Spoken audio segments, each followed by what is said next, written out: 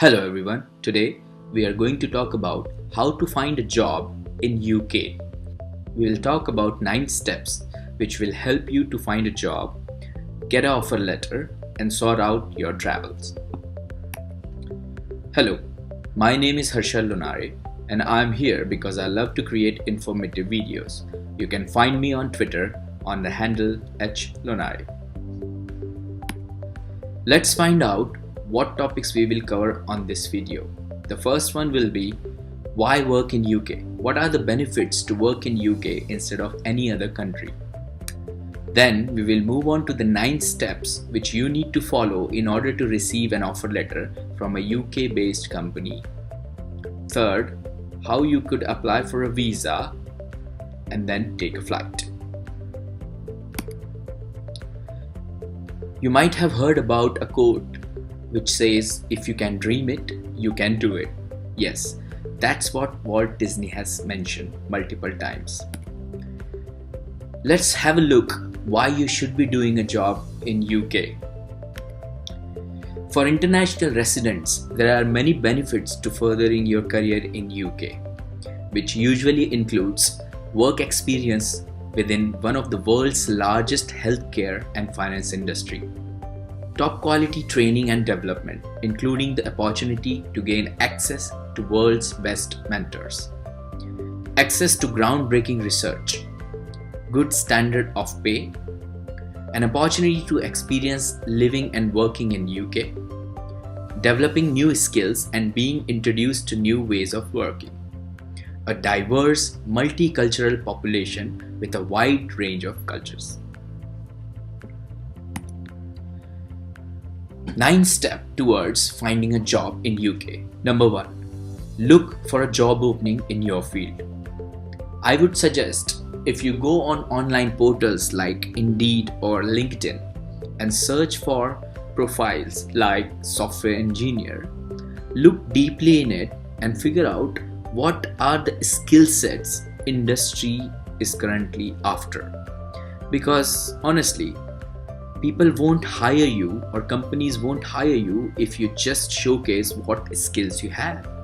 You indeed need to get those skills which they are after. I mean, imagine you're walking on a road and you see a lime water stall. You're thirsty and that's why you want it. But if somebody wants to sell a chocolate to you, would you be? No, you will not. And that's the reason. The demand always drives the skills, and hence I will strongly suggest look into the job openings in your industry and then figure out what skill sets they are after and try to get those on your CV. The second point, list all the skills required in current industry trends. Make sure you mark them as you know about those skills. If you don't, then try to get them.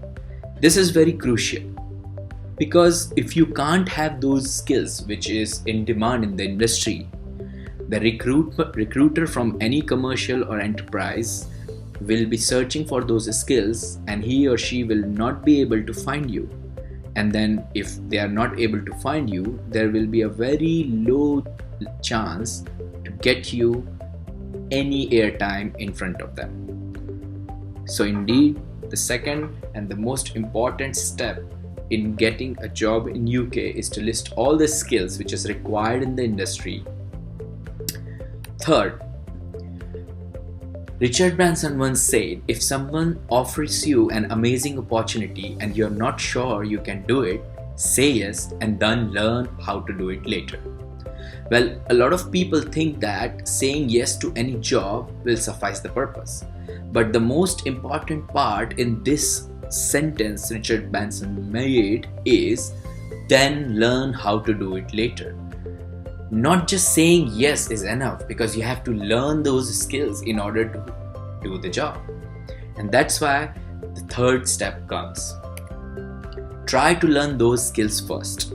So remember in the second step, when I mentioned that list all the skills and then learn about it. Yes, that's the important bit. You have to learn all those skills which is in the demand in industry and put that in your CV. Let's move on to the fourth step. A picture is worth of 1,000 words. Nowadays, when I go out for recruitment for my company, I see a lot of people put infographics in their CVs, and that instantly attract my attention. And this is applicable to any human being who is looking after a particular set of skills, online or offline. I mean, let's be honest. On an average, a recruiter looks into around 50 to 100 CVs every single day. He's not able to go through all the CVs one by one, or he'll be not able to look into the skill set sections of all the CVs. So to grab his attention, you need to make sure that you're doing something different than every other person is doing. For example, putting them in plain text. If you create an infographics just like shown in this picture and put that in your CV, it will definitely attract attention from the recruiter, and that will help you to put on the front set of candidates which he or she will be contacting for this particular job, for any particular job. Number 5, include those skills which you have listed into your CV as well as in your LinkedIn profile. Most recruitment drills are run on online portals, and two of my most favorite portals are Indeed and LinkedIn.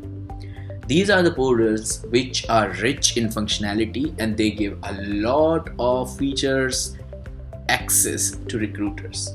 They can filter candidates with their skill sets, they can filter candidates with their experience, they can filter candidates with the recommendations made by other people. So I can suggest you from my own experience that if you list all those skills properly in your LinkedIn profile, it will definitely help you to get more attention. 6th, consider a video CV. A traditional CV outlines your skills, qualification, and experience, whereas a video CV enables an employer to get a feel of your personality. This was said by Lisa Larrock, a career coach from CareerWorks. Let's have a look at a sample CV which was made by one of my favorite video CV editor. Hi, I'm Graham Anthony and welcome to my Curriculum Vitae interactive video. I've produced this video because, let's face it, communications have changed. There's nothing wrong with a good old-fashioned pen and paper, but it's evolved into something far more exciting and accessible. On top of that, I'm a PR practitioner, and a good one at that. Spinning words and narrative is what I'm trained to do. This is me in my natural habitat. 100% transparent, you might not want to what you see initially, but on the other hand, I can be whatever you need me to be. To find out more, click on one of the links. 7th step is to set alerts on LinkedIn. Yes, LinkedIn is a very powerful tool in order to search and get into a role quickly. On LinkedIn, you can search for a job in your industry as well as your preferred location. Once the job is listed, you can opt in to alert you. The other benefit of this alert is, imagine you are on the go and from your favorite companies, somebody has posted a job which you were after from a long time. You instantly will get a notification on your phone and you can start preparing for it from the same time. This really helps to build up the demand and supply momentum in a right direction. Number 8, keep your cover letter ready. Yes, a lot of people think that cover letter is not that important as your CV. Well, I must say that if you're applying for big organizations, you need to work on your cover letter as much as you have worked on your CV. And that's important because if you're applying for an experienced role and if you're not including a cover letter, that means the recruiter already know that you are not that much interested in this role. That reflects your personality as well as your approach towards any particular project given in your hand. I mean, in honesty, finding a job itself is a job, isn't it? Because if you're not doing it right, you won't get it sooner. Number 9, be easily contactable. Yes, this is very important. Get a sensible email address, not like pinkycat at somethingelse.com or Tyrion Lannister at Game of Thrones. You need something sensible which reflects your personality. Something like your first name dot your last name at whichever inbox you prefer. Be honest on your CV, because obviously this is mirror into your life. It is a commercial mirror into your life. If you don't be honest on your CV, then most of the recruiters will get to know about it at some point, which will affect your image in industry. Use the right keywords in your CV. You have already included all the skills in your CV as per our previous step. But keywords are something which is also very important.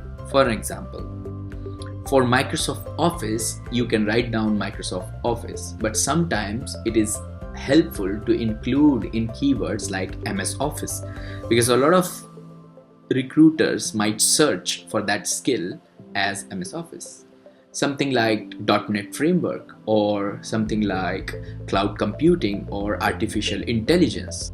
You need to learn shortcuts which is industry standards like AI, or something like OOPS, which is object-oriented programming. These were the 9 steps which you can follow in order to get into a job quickly. Let's look at some of the crucial parts in order to apply for a visa. Now, Home Office from UK have their own ledger where they display all the licensed point-based system registrars who can offer you a tier 2 general visa. Now imagine if somebody contacted you, took your interview, you wasted all of this time, and they are not registered for even sponsoring you to get into the country. What's the point of all these exercises? Nothing. So it's always a good idea, if you receive a request from any company who is approaching you for interview, have a look into this list online and see if they are registered for sponsorship. If they are not, and if you need sponsorship, then you might not want to go forward with the interview. And this is the best way to look into their company records, how they are performing, etc. Because once you can see that they are tier 2 A rated registered sponsor, you can go on their website, you can check their financials, etc., and that all this will give you more confidence. Now, there are some people who ask me questions, and I've seen these comments online on different communities where they have actually received offers from companies in UK. First of all, let me clear one thing. If you want to work in a developed country, they will not offer you any offer letter if you don't have any outstanding skill set, or if you don't have the skill sets which they require in their country, right? So if you are a receptionist, or if you are a marketing executive, or if you are somebody like a contractor for construction, it is highly unlikely that you will receive an offer letter. And the reason is, these skill sets are not in demand in UK or majorly in developed countries.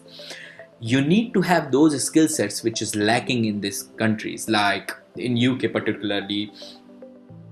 Nursing skills are highly required, cooking skills are highly required, programming skills are highly required. These are the skill sets which are highly required in UK. So I just wanted to make sure that if you're receiving an offer letter, first have a look into it and understand if they are coming from a registered company for sponsorship. Secondly, if they're asking for money, please never give any money to these companies by online or offline transfer, because mostly they are fake. Until and unless you receive a sponsorship COS or CAS, I don't exactly remember which letter it is, for your visa, don't take it seriously, because the first bit you need is a CAS letter to apply for your tier 2 visa in order to travel into UK. And in order to do that, that company needs to issue you a CAS letter, and that letter you can take to a visa application process with other documents in order to get your working visa sorted. So please, I request you, do not transfer any money to any accounts which request you in order to pay for your visa fees, because that's now not how it works. Thank you for watching this video. If you have any questions, please comment below in the comment section. Subscribe to my channel and hit the like button. Thank you.